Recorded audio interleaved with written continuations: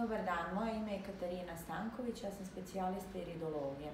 Na današnjem pregledu ćemo iz šarenice oka kod naše pacijentkinje videti sve moguće promene u njenom organizmu u vidu nedostatka vitamina, minerala, nekih upalnih procesa, možda problema sa okoštavanjem vratno-leđnog dela, problem sa probavom i tako dalje.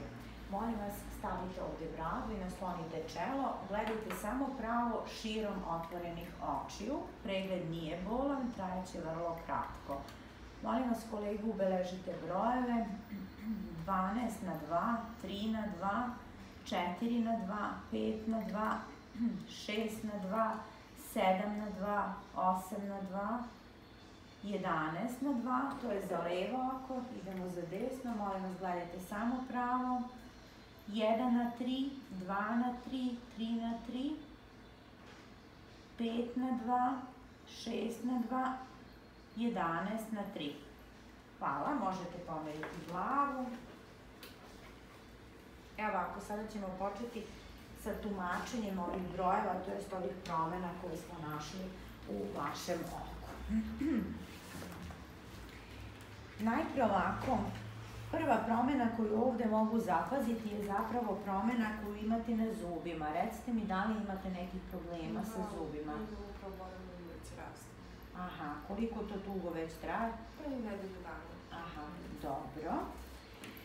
Zatim sledeća promena koju ja ovde vidim je promena u srčanom ritmu. Da li nekad primećujete da možda... Pa pomalo nakon mi preskače ili ubrzano. Aha, dobro. To takođe vidim, ali bih rekla da je to uslovljeno promenama koje ovde vidim na štitnoj žlezdi.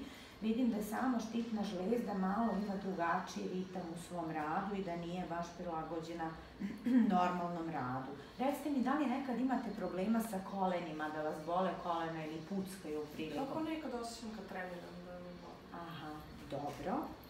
Zatim ovde takođe bih rekla da pankreas radi sa malim opterećenjem.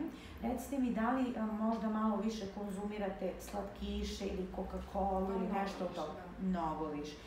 Moj savjet vam je znači da se to smanji, ako ne u pola od onog što ste koristili, onda barem za 1/3 manje kako bi pankreas mogao da nastavi sa normalnim radom, znači to nije dobro. Takođe vidim da imate okoštavanje ovde u vratno-leđnom delu. Pa jeste, osjećam ono baš u poslu kad radim, ne znam, sam položaju.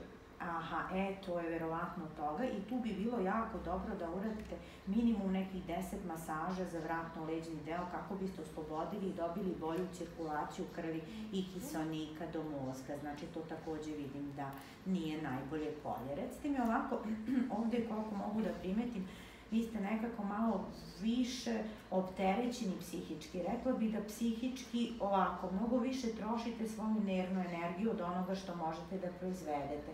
Stoga me zanima kako spavate. Pa malo lošije baš. Recite mi vaš radni dan, koliko traje, koliko ste... Pa prekovremeno radim i onda posao i sve mi to malo stresno.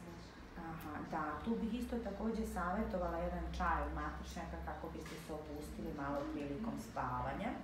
Recite mi još, da li imate ponekad problema sa grčevima, u listovima, na nogama ili tako? Pa osjećam ponekad.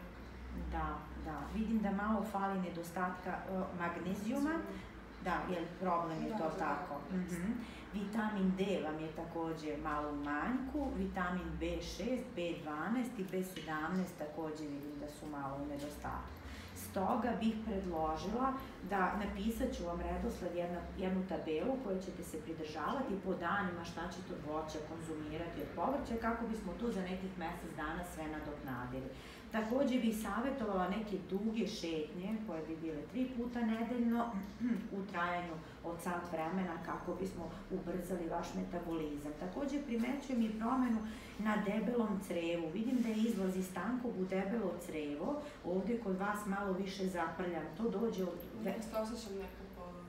Aha, da, to je malo verovatno od preterane konzumacije ovih slatkiša i tih teško razgradivih šećera koje upravo dobijamo od slatkiša.